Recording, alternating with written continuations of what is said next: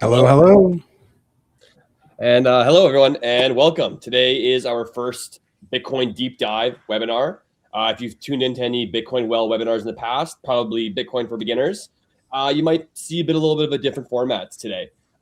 These Bitcoin deep dive webinars, we're going to start off talking about some little bit more advanced topics than something that we would be teaching to beginners with Bitcoin.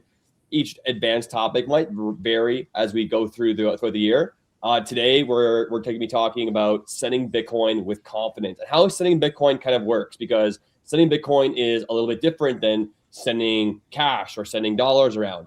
And to help us really dive into the best ways to secure and have trust in where you're sending your Bitcoin, we have Keith joined us from Branta, allowing you to verify where you're sending your Bitcoin to.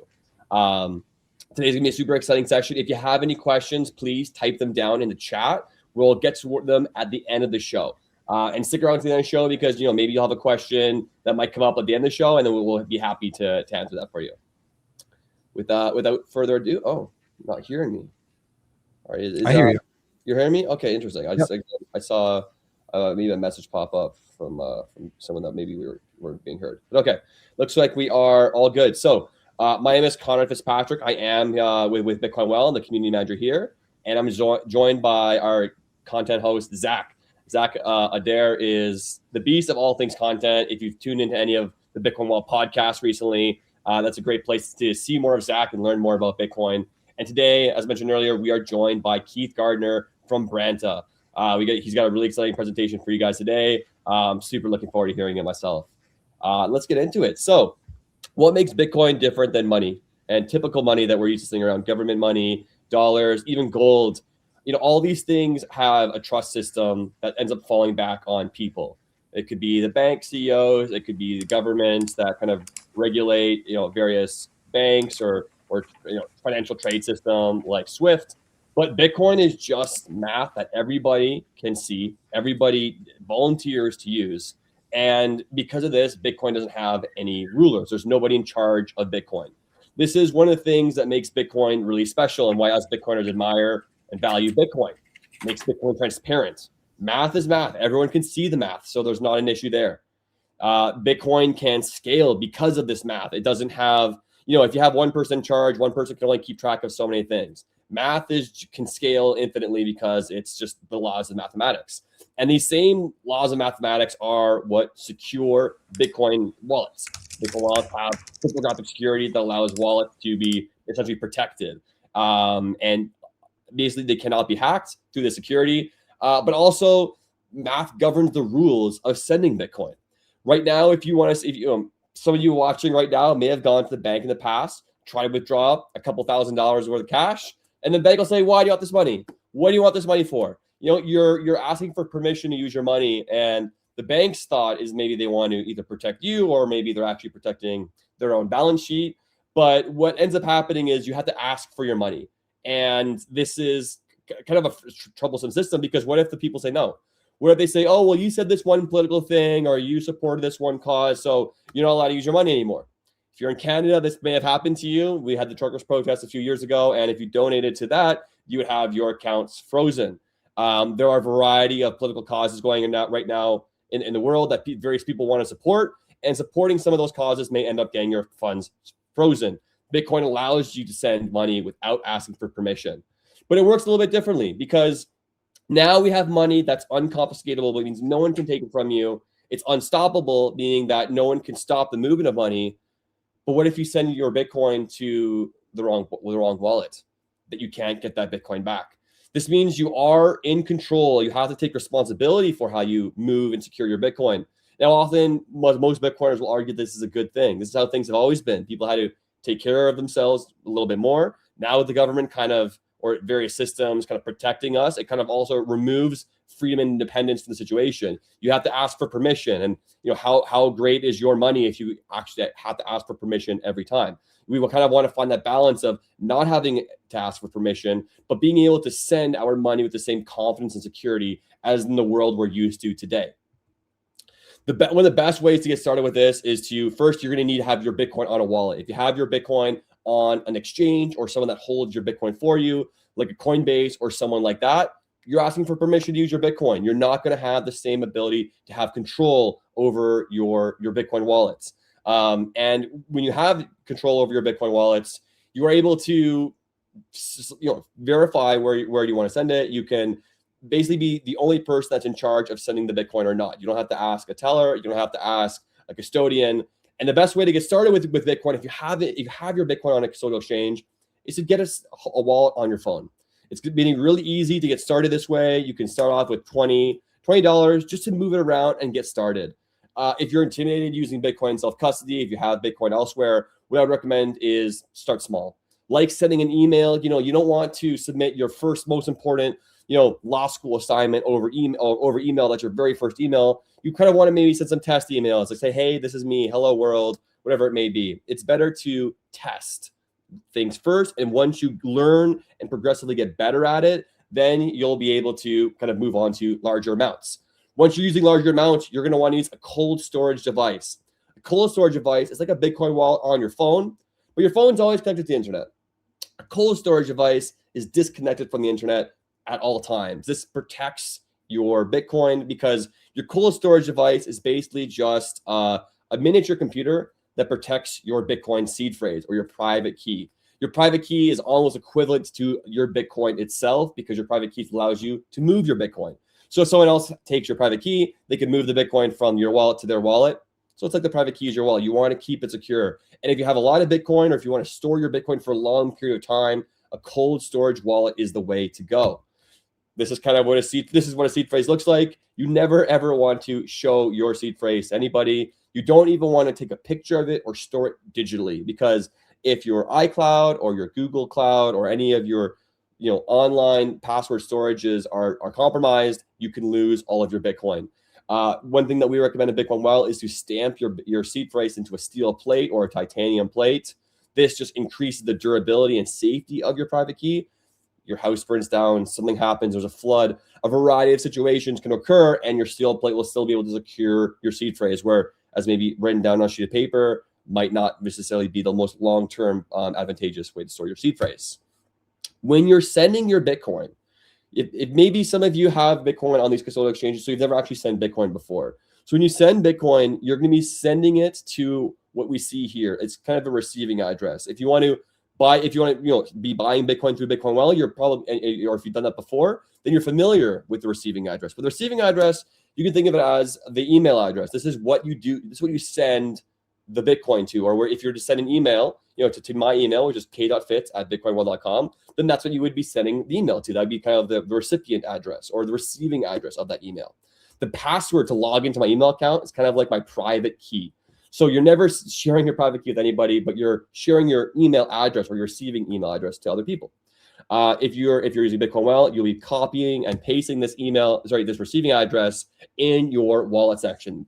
At Bitcoin Wallet, we never custody your Bitcoin. It's always being sent directly to your wallet every single time. So whatever wallet address you give us is where we're going to send it. So maybe, if this could be another situation where you want to make sure you're using the right Bitcoin address, because if you buy Bitcoin through Bitcoin Wallet and we send it to, somehow you copied the wrong address, or there was some sort of error or attack, then your Bitcoin might be sent to the wrong place and you will not be able to get it back. Now remember, this is a feature of Bitcoin, the fact that transactions cannot be reversed. This is a feature, not a bug, because if transactions could be reversed, that means the Bitcoin that you receive could be taken away from you. We do not want that to happen as Bitcoiners, and that's why we value transaction reversibility. And how we overcome these risks is basically by practicing a little bit more security with the way that we use our Bitcoin wallets. So when you're sending Bitcoin, you're entering basically the amount of Bitcoin you want, which is kind of like typing in the content of your email. And then the receiving address is basically the email you're sending this to. This is what we want to make sure is correct, because let's say Keith painted my whole house. I'm gonna give him a few $1,000s. I want to pay him in Bitcoin. If I send it to the wrong address, Keith doesn't receive it, I just send Bitcoin again to pay for these services. So sending Bitcoin to the wrong address basically means that you lost out on your value still, even though you're giving it away. Whatever you're receiving in exchange will not be received. I know if some of these things might seem a little bit more advanced if you're kind of a beginner Bitcoin user, but we have an opportunity for you to continue learning. We have Bitcoin Well Academy. It's a free online course to learn more about Bitcoin, learn more about some of the more technical aspects of Bitcoin that, we might not always cover in some of our beginner webinars, but you'll be able to learn kind of whatever advanced topics we don't touch down on today. There'll be more there. So that's a place where you can continue to learn. And Bitcoin is money for the future. And what we want to do is make sure that you're able to use your Bitcoin as essentially as easy as you can use your banking app. Your banking app is convenient for making payments, paying bills, but we're not able to rely necessarily on the banking system because of all the issues that we've seen in the past, like asset seizures, confiscation, and restrictions on the ability to move money. So if we can combine the properties of Bitcoin, which is the ability to be self-sovereign, be your own bank, send money where you want, when you want, without asking for permission.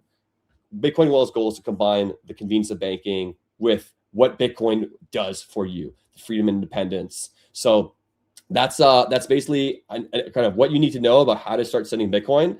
But Keith is going to now kind of come in and explain to us, how can you send Bitcoin with the utmost confidence, and what kind of attacks or what kind of problems could you face as someone trying to send Bitcoin?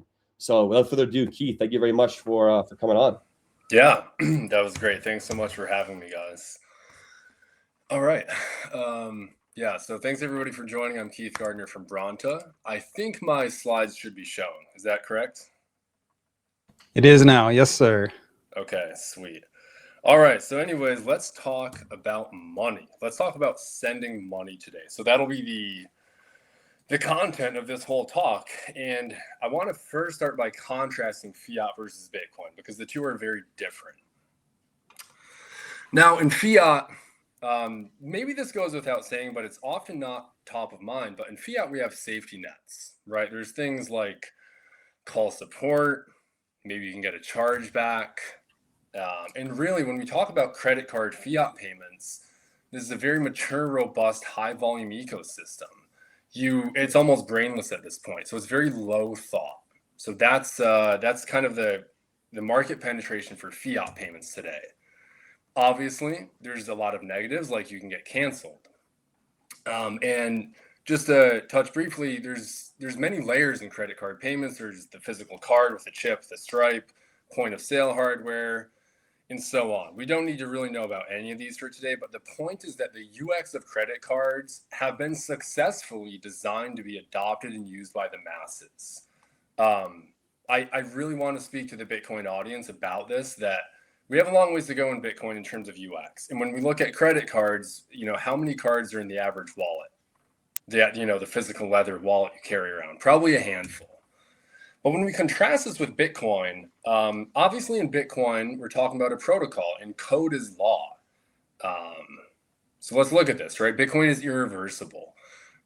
You want support? Well, there's no support from the protocol.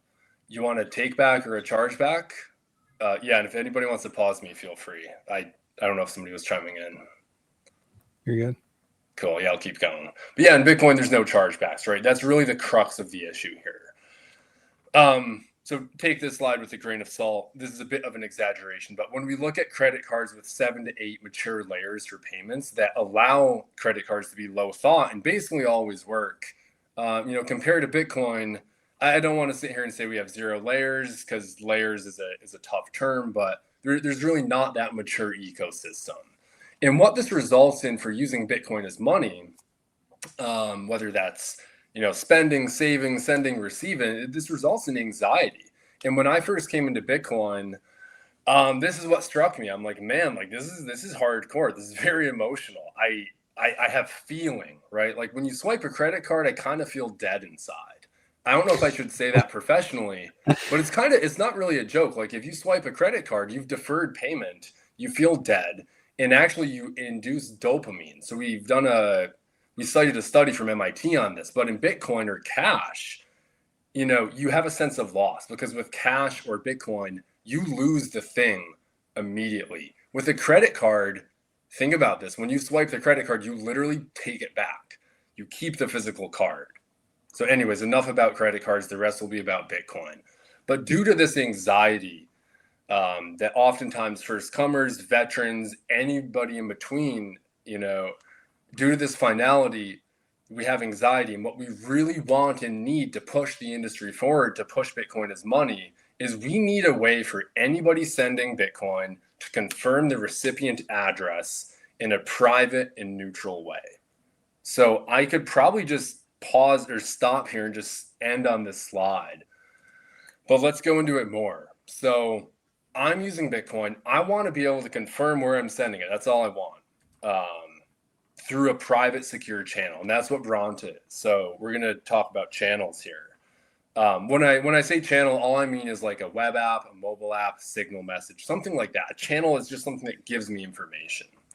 I want to send with certainty, and I just don't want to live with anxiety. I want to live without anxiety.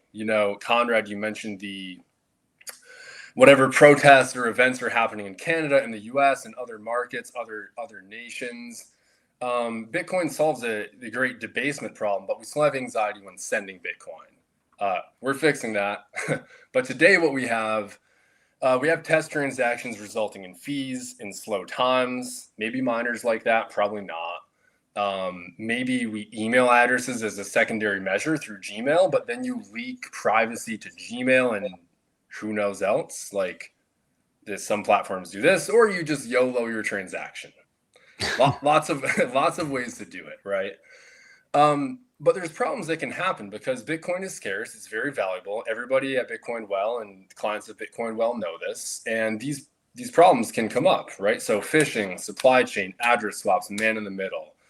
From here on out, we're going to get a bit more technical. Maybe phishing, these are kind of ordered in a pyramid because it looked nice, but phishing is one of the easier ones to understand. It means, fake email campaigns, somebody impersonating you, whether on a call, a text. This is actually very common, and it's sad. It's theft. It's a sin, right? It's not okay. We don't want this. Supply chain attack generally means a dependency in code is attacked. Address swap means an attacker swapped your address, and the man in the middle is what we'll do a deep dive into. We don't need to pause here, but there's high nominal losses every year from theft, sending to the wrong place, getting tricked, yada, yada. There's a bunch of stats. This is probably actually a low number, but more than the nominal amount, what I as a Bitcoiner, what I don't want people to be scared of using Bitcoin. The 1.4 billion, okay, what fraction of GDP is that? It's not good. It's a leak. Is inflation more of a leak? Maybe. Right, the loss is good, but what's really bad is the emotional anxiety that people have adopting this money. We need Have you guys better. ever have you ever sent to the wrong address? I don't know who's listening. For me, I don't believe I have, but I don't sleep at night because of this problem. Yeah, I don't think I have, but I feel it in my gut still half the time when I send. So I definitely understand that fear. Yeah, and we can do much better. I don't know, Conrad, if you want to share or not, feel free. My first transaction I ever sent was in 2017. I was using Quadriga, and I didn't understand what sending Bitcoin even was. I didn't even know what a blockchain was.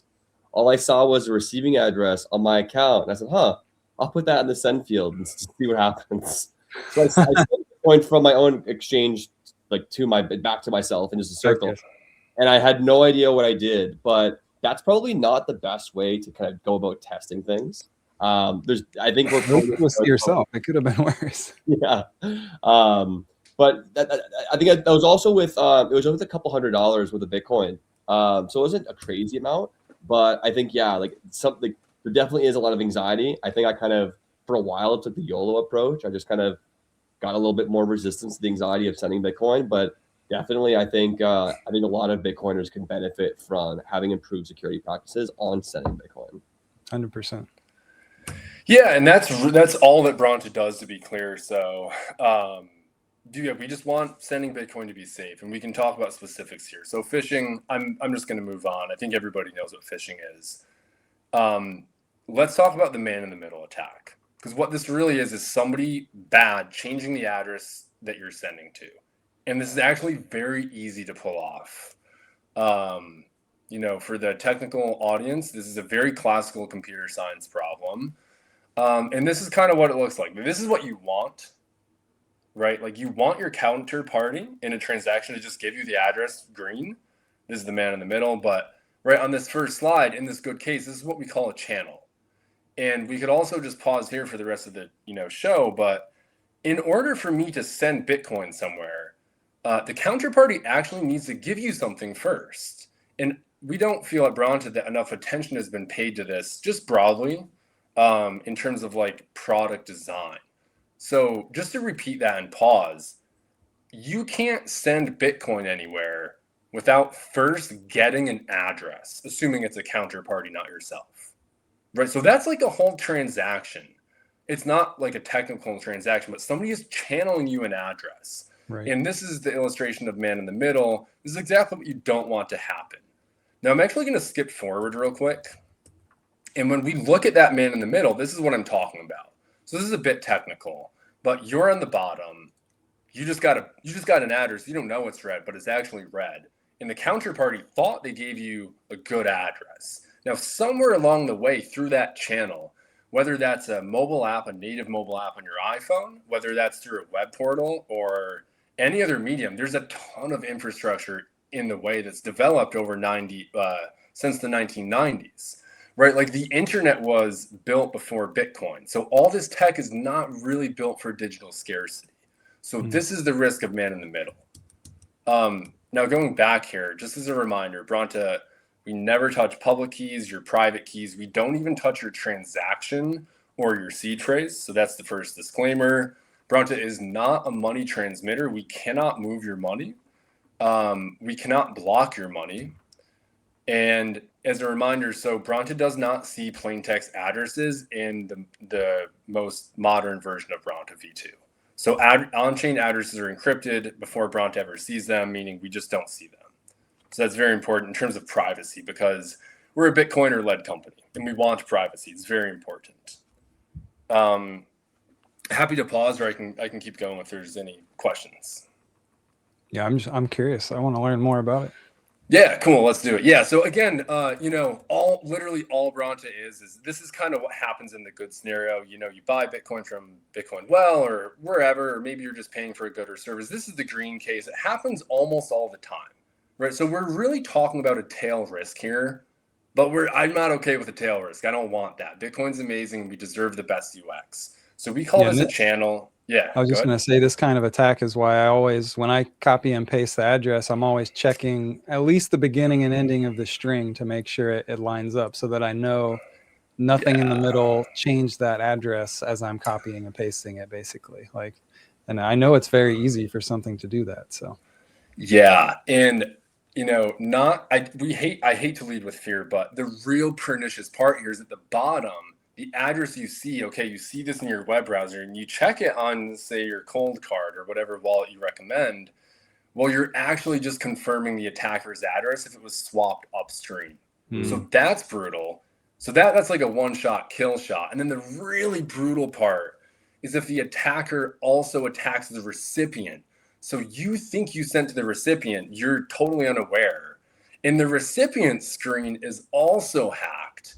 And this is a very tail case, but the recipient screen could also be hacked to show the received Bitcoin. So this is totally brutal. Tail risk, but we define a channel as another way to have your counterparty give you an address.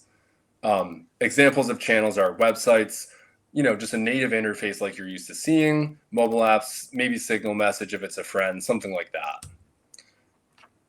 Okay, so what? That's kind of hardcore.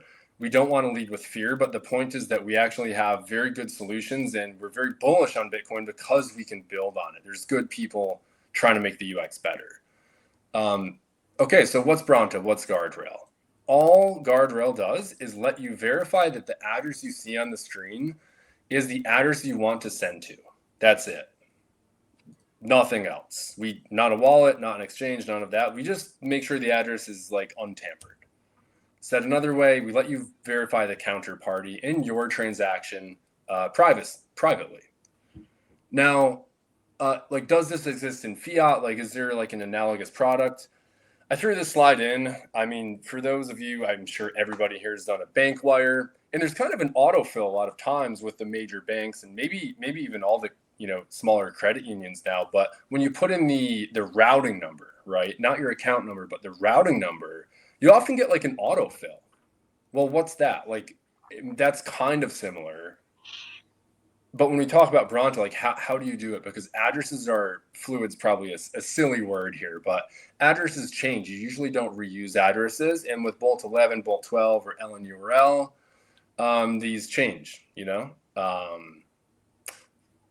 Okay, so now kind of back to the computer science part. Like, how do you solve this problem? How do you actually enable counterparty verification on the fly in a private way?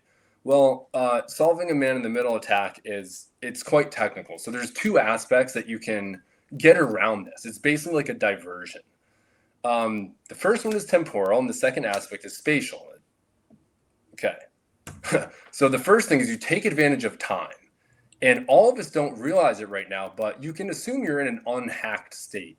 And while before you are hacked, before you are man in the middle, if you remember that pancake chart with all those dependencies, when you have that good address on the counterparty server, you can do something with that. You can duplicate it. You can encrypt it and duplicate it into Branta.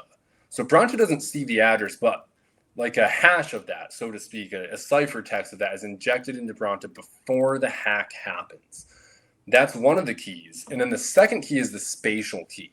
And this is kind of on the UX side. So what happens is the end user going to send their Bitcoin, there's still some responsibility involved, but it's almost like a white glove service. It's like a very nice UX because you can verify across a new channel with zero friction. So no downloads, no logins, no personal information, but you can verify with Branta, thereby eliminating the single point of failure that gets billions of dollars lost every year.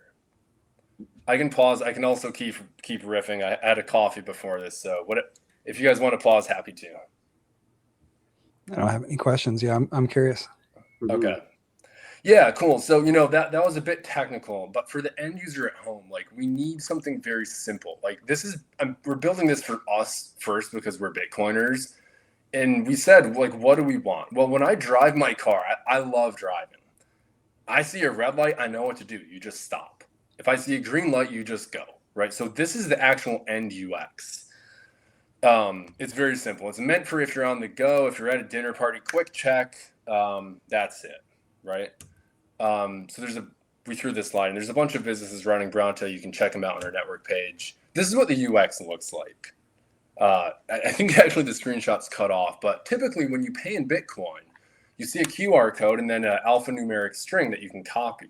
The only thing that changes on the UI is this little link, right? So click to verify with Branta. Well, what does that do? Okay, click. ChapSmart is a remittance provider in Africa. But here, what just happened? So now I'm seeing on Branta, this is the Branta UI. We probably should have made that more clear, but this is mirroring back to me a good copy of the on-chain address on top. That's a SegWit address, and the bottom is a Bolt 11 Lightning invoice. Okay, this is cool. So here, like, this is my original checkout. Before Branta, I hope the QR code's intact. If I have a bad browser extension, a virus, a 0-day, a processor exploit, something bad on my Wi-Fi, snooping, if that was changed, I have no way I can't really do a test transaction here. But with Branta, boom, click, make sure the address matches, you're good to go. Now, importantly, okay, this is auto playing. But this is just showing a scan from another device. So this is actually my iPhone. And you can quickly, instantly, there's no logins. I know that said login, that's just for the dashboard for businesses. But boom, on the bottom, click the badge. And you can scan from a wallet. You can scan from our web app. There's nothing to download. And you instantly see like a green result with this is a different company, but the addresses. So you're no longer tied to the original device, right? If this was on your Windows computer, well, maybe your Windows is getting exploited, but maybe your iPhone's not. So that's what Branta enables you to do. This is just some UX stuff.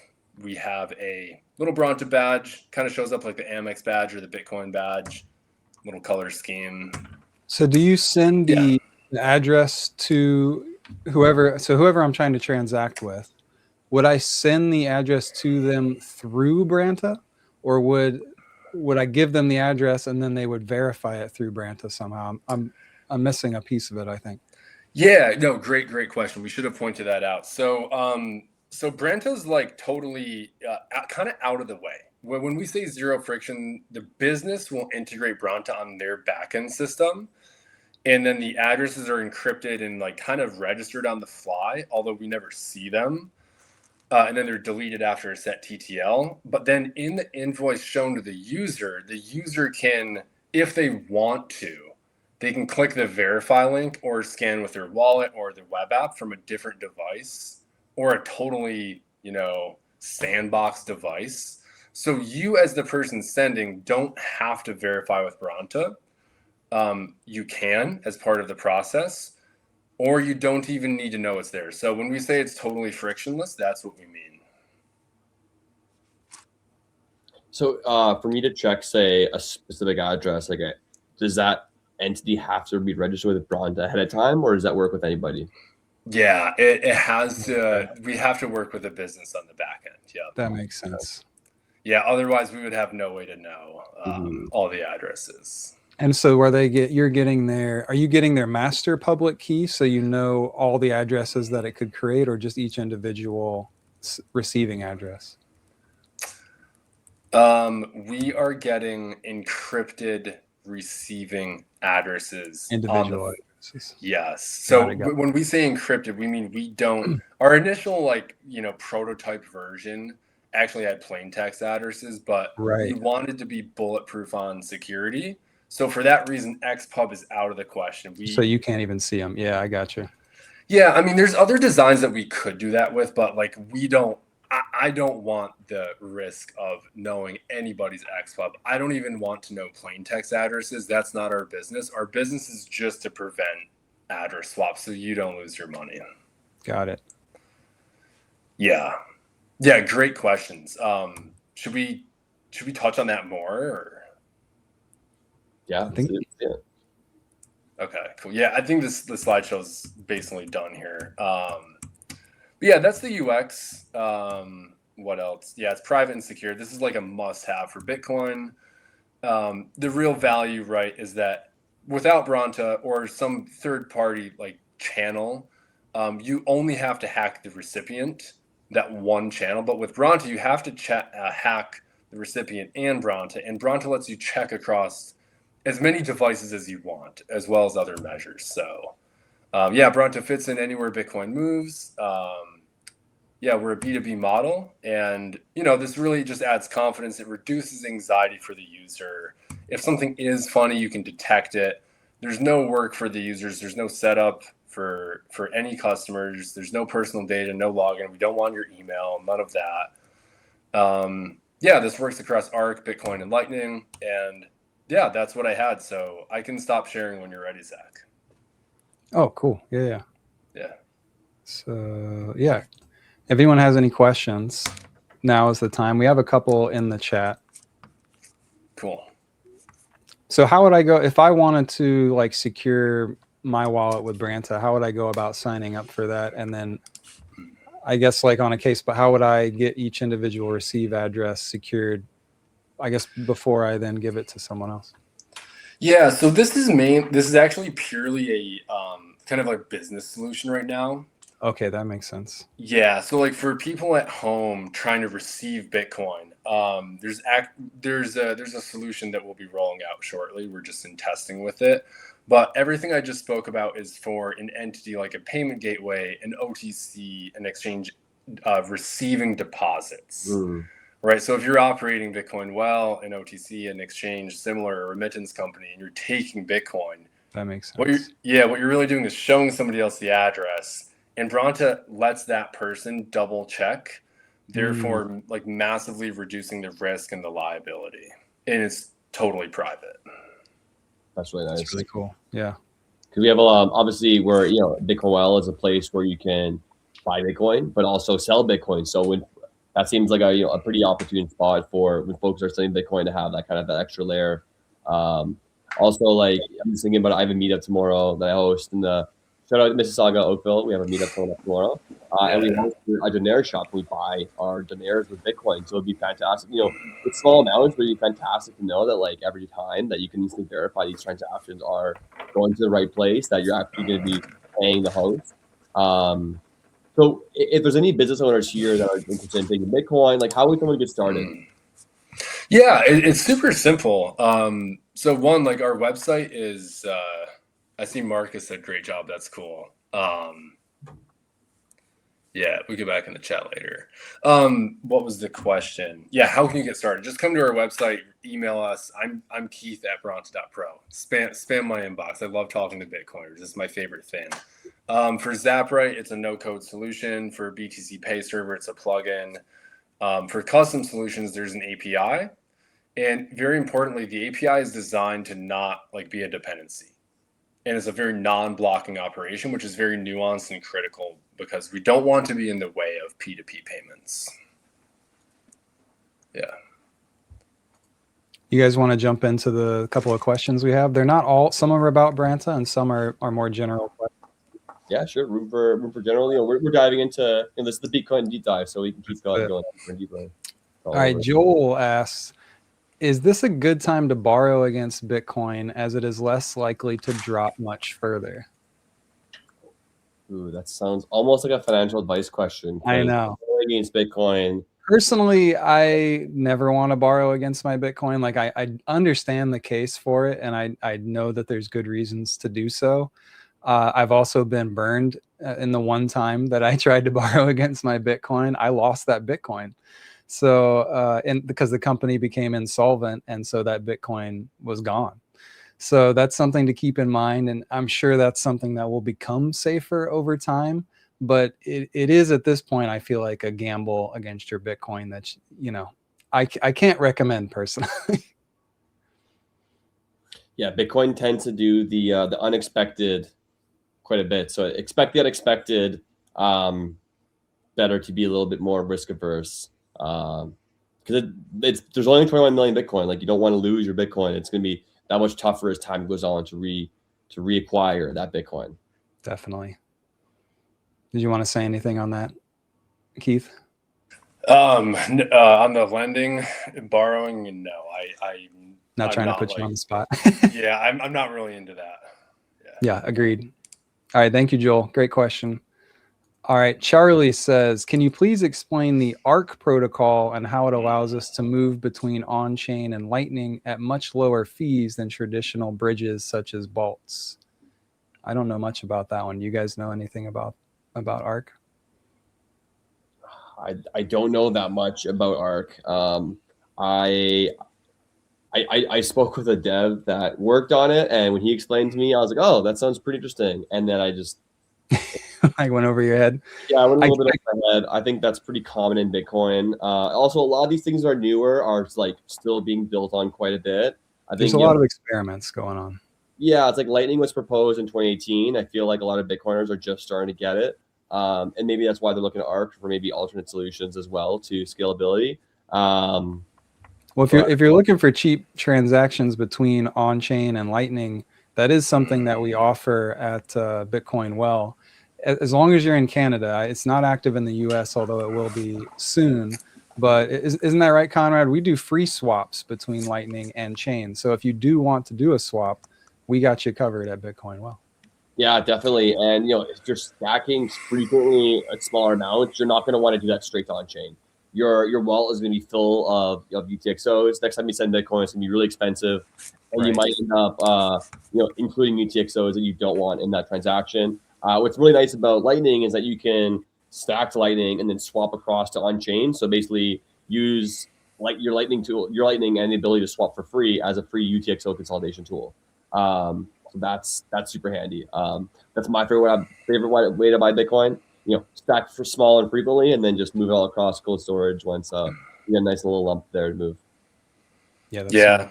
Just to chime in on the ARC thing too. I think I won't go like too into the technicals, but I think ARC's a protocol. There's ARC labs and there's second writing implementations. I think it very much carries the ethos of like P2P transactions, and I think it's good for the space. So it's not competing like with obviously the Bitcoin network or Lightning as a network, but it's very complementary. And probably we need more kind of authentic approaches like this. So, yeah. Cool. That's good to hear. All right, let's jump on to the next question here from Goke Ola, I believe. He says, thanks, Keith. Could you shed some more light on this, please? How do you verify the address is untampered when it will be the same address the counterpart gave me, which I have passed on to you, Branta, to verify?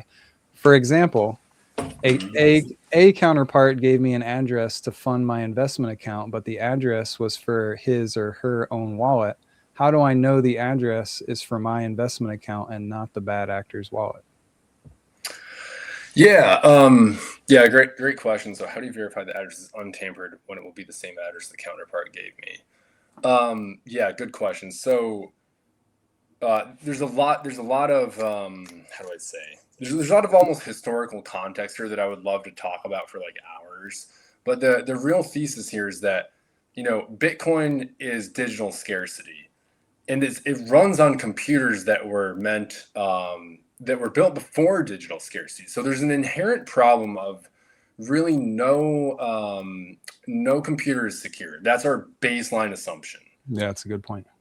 Right. So like if you're seeing a Branta address on the screen, yes, Branta is another channel, but like right on the page, we recommend and we enable the verifying of that address across other devices. So maybe I think the question was getting at like, well, what if my iPhone's also hacked? Like, what if my Windows computer is hacked, but my iPhone is too?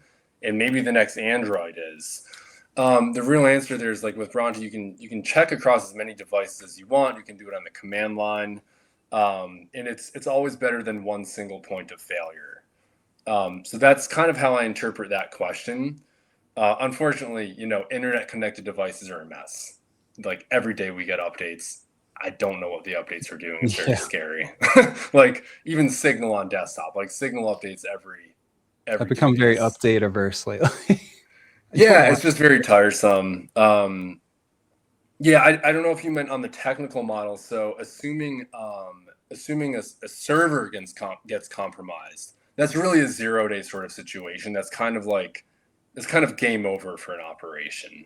And how you get around that is you do a handshake and duplicate the addresses before the server gets compromised. So you basically encrypt, inject, maybe you SHA-256, you handshake back, and you sign off before. So that's if the server gets compromised.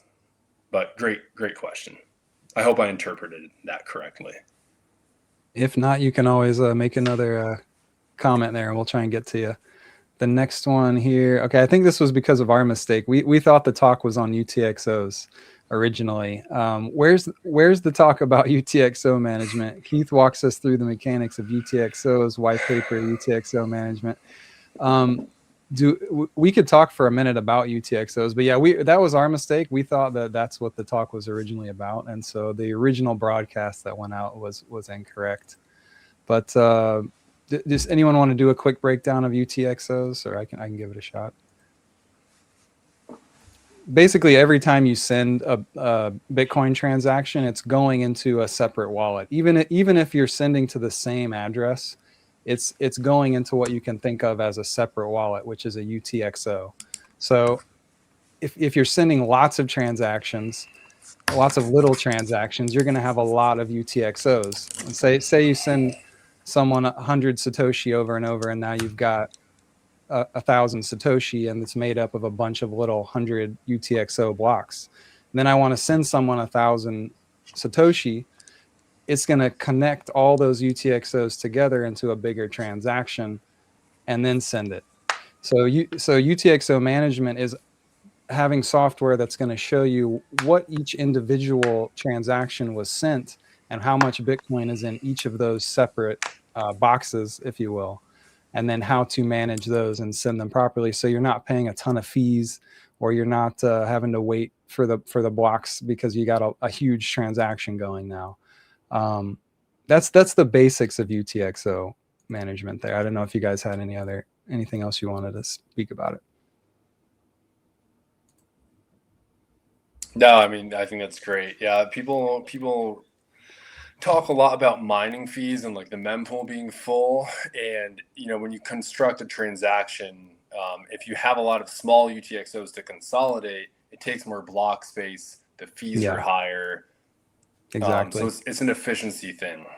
Yeah. Sending $1 million of Bitcoin is just as cheap as sending $100 of Bitcoin if it's just this one UTXO. But if you're sending $100 of Bitcoin that's made up of 10 UTXOs, you're going to pay more for that transaction than if it was $1 million that was just one UTXO, if that makes sense. All right, this is the next one. This next one is like a 3-parter. I'm not sure we're going to get through all of this. Let's see, Adam, I maybe try to condense this question. Let's see if we can get through part 1. All right, part 1. Everyone learns Bitcoin differently and at their own pace. No one starts out with the perfect setup. Learning about managing UTXOs is great, but what do you do when you have a seed you no longer want because you're upgrading to a new setup, either from a hot wallet to a cold wallet to a different cold wallet where you no longer trust the old wallet seed? Or what about if you're going from a cold wallet to a multi-sig wallet? I get what he's saying. Okay. How do you manage the old UTXO for a complete migration? Yeah, if you consolidate, you effectively remove all privacy aspects on the blockchain and then send one large UTXO to the new wallet. Great for ease, extremely bad for privacy in UTXO. That's true. And then part 3, if you batch it, it's easier and quicker, but you lose privacy on the blockchain, even though you are keeping UTXOs. They are all in the same batch, effectively showing anyone who looks at the blockchain how much you had control over. Do it one by one is a very time consuming, but protects privacy.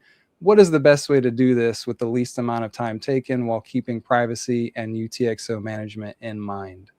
That is quite the question. I understand where you're getting at there, Adam. I mean, that's where something where like Lightning Network could help you as well, where if you want to like swap things into Lightning and then swap them back on chain, you can kind of try to hide, or coin joining is another option to try to hide privacy if that's really important to you.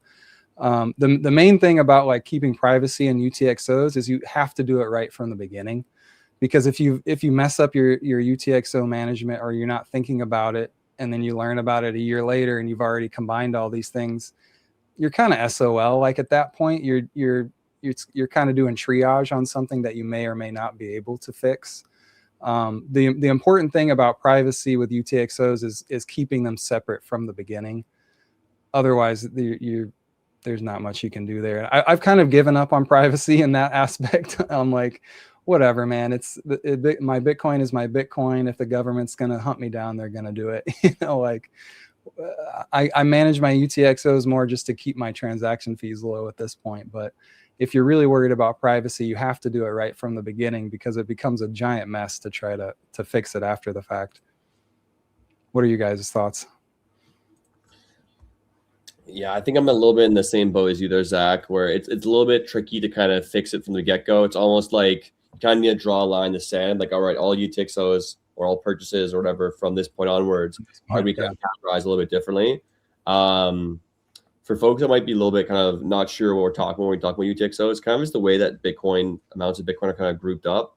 I like always trying a comparison to something in the real world that's maybe physical. It makes it a lot easier to kind of, Bitcoin's this intangible thing, like this blockchain is such a real thing, but it's also like so unintangible. So I like to think of sending Bitcoin, any amount of Bitcoin, as sending a letter, sending a mail. For anyone that's really young here, this analogy is going to go right over your head. But when you send Bitcoin or a mail, you write something down on a piece of paper, you put it in an envelope, you bring it to the post office, you buy a stamp, it goes out. The stamp that you're purchasing is basically your Bitcoin transaction fee. You have a stamp per envelope. It doesn't matter how many words you wrote in there. You could have wrote $100. You could have wrote $1 million on that piece of paper.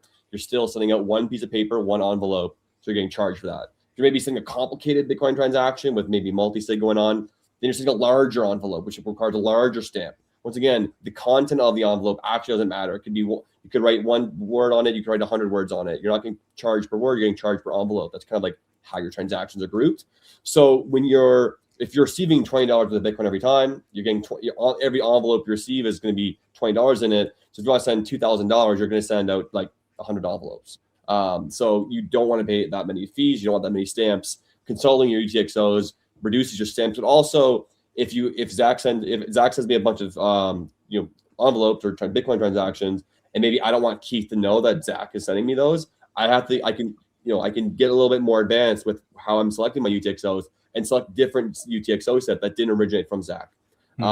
That's one of the other ways. There's kind of like inbound UTXO management, like how much do you want to receive, and how you can, like, if you're daily purchasing, you don't want to be buying $5 worth of Bitcoin to your on-chain wallet. You're going to get wrecked. But also, maybe you want to separate who receives what Bitcoin, and so that's where your outbound UTXO management kind of comes in. Yeah, that's a good analogy. The one I always think of too is like paper bills in the wallet. Like in your wallet, you have like hundreds. You roll around with hundreds, and if you want a coffee, you need to get change back for all of that. Right. Same exact thing with Bitcoin UTXOs. Yeah, that was a good one. Exactly. No, that's good. Yeah, it works with the address too, because if every transaction is its own letter, even if you're sending to the same address, they're still going to be living in their own envelope. And that's kind of what UTXOs are. Every single transaction you send is its own envelope that's holding those coins until you want to send them again. And then you're either going to send exactly what's in that envelope, which you can do. You can, using UTXO management, I could say, just send what's in this UTXO and even pay for the fee from this UTXO and don't pull from any other envelopes. Or you're going to send a larger one and combine envelopes. And so if you're worried about the history of where those envelopes came from, where those UTXOs came from, you're going to combine them and people are going to be able to know more about you. So yeah, that's a great analogy. I think that's it. No more questions in the chat. Did you guys have anything else you guys wanted to say to go ahead and wrap us up here? I'm just learning a little even more in the group chat here. I'm learning another name for Canadian geese, or the more technical name. Shout out to whoever is the biologist here with the proper names. And Keith, I love the naming convention for Branta, man. Way to go. So that's where Branta came from, was the Canadian geese? Yeah. The name kind of came to me, but I like the ending in A because it's feminine and it's an elegant word in English to say. I like the B in the beginning because it's alliteration with Bitcoin, Branta Bitcoin. Short enough, and then it turns out Branta means Canadian goose. So yeah, maybe there's one more question if we have time too. But yeah, Branta means goose. It's very fitting. Let's see. I don't think this was a question. Let's see. Okay. Goka just said, thanks, Keith, for the attempt at my question.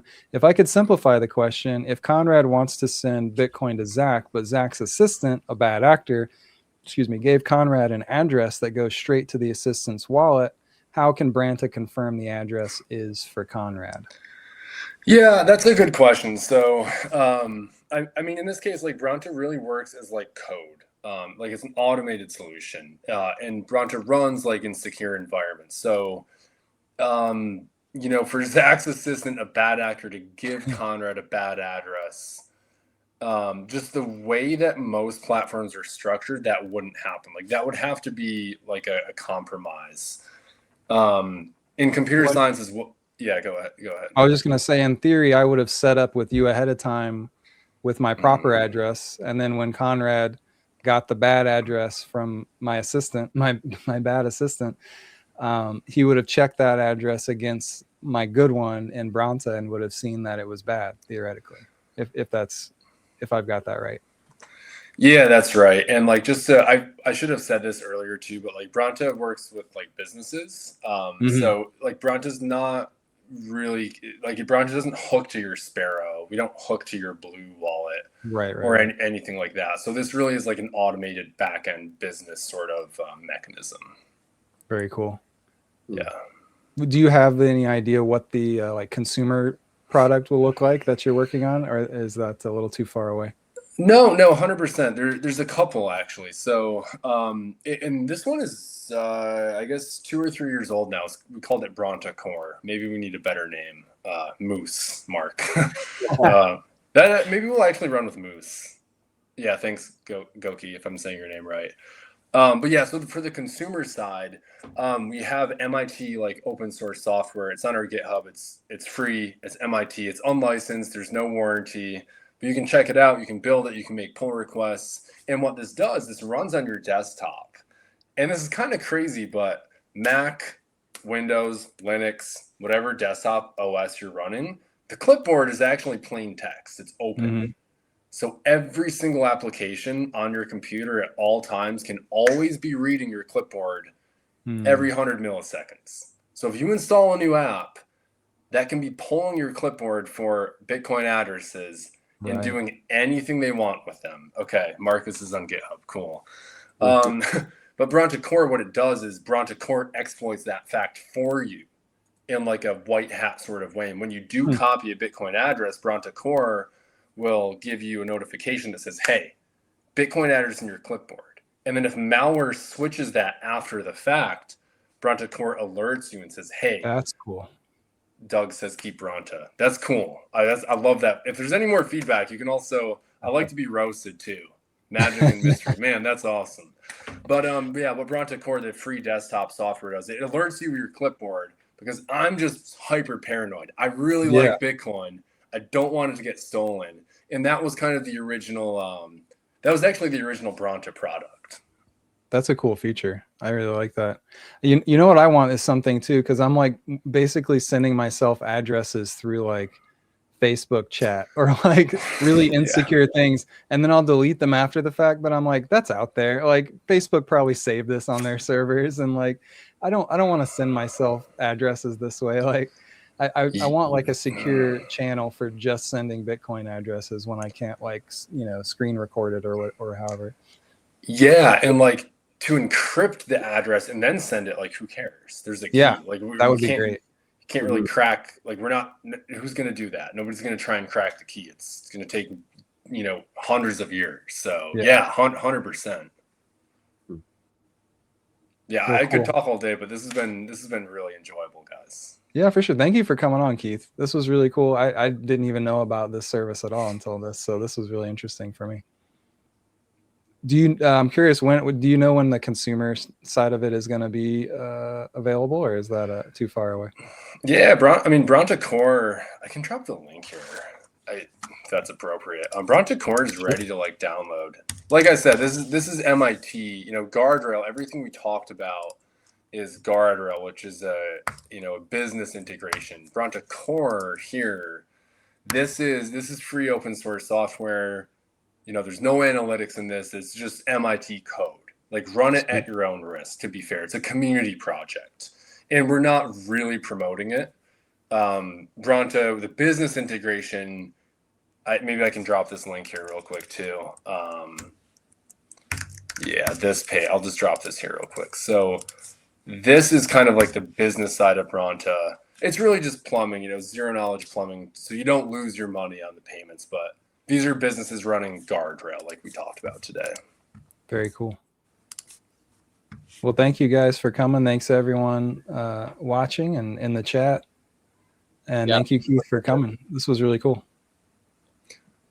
We'll have a follow-up email to everyone who attended. Maybe you tuned in, you kind of came in late, and maybe you missed something in the beginning, or you maybe have a friend who thinks, and you think, you know what, man, this is exactly what one of my Bitcoin buddies has been looking to learn about. So you feel free to share the recording and keep an eye out. We're going to be doing the Bitcoin deep dives monthly. We're always gonna have a different topic, different kind of focus. So there's so much to learn about Bitcoin. So if you learned something today, make sure to come back for next time, and we're gonna have something new to talk about every month.